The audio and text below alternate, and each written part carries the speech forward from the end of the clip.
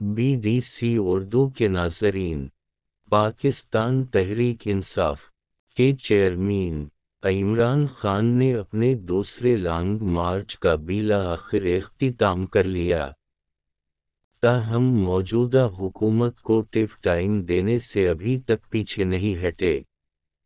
عمران نے long march ختم کرتے ہوئے اعلان کیا کہ ہم تمام اسمبلیوں استعفے دے رہے ہیں۔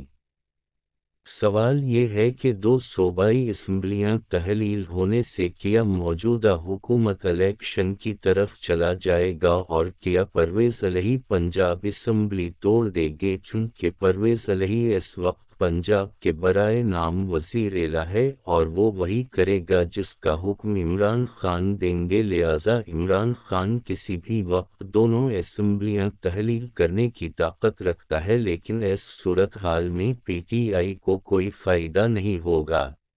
اپوزیشن کی جماعتیں بآسانی پنجاب میں حکومت بنا لے گی اور ساتھ ہی پنجاب میں پی ٹی آئی کو میسر تمام سہولتیں بشمول عمران خان کے ہیلی کاپٹر سب کچھ چھین جائے گا۔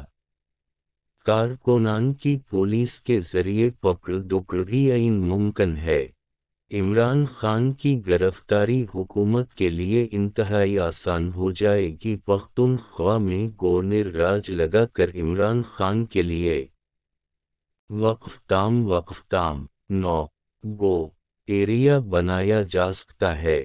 اس تمام صورتحال میں ہمارے ذرائع کے مطابق عمران خان اسمبلیاں نہیں توڑ رہے ہیں اور حکومت کو مسلسل پریشرائز کرنے کی کوشش جاری رکھیں گے۔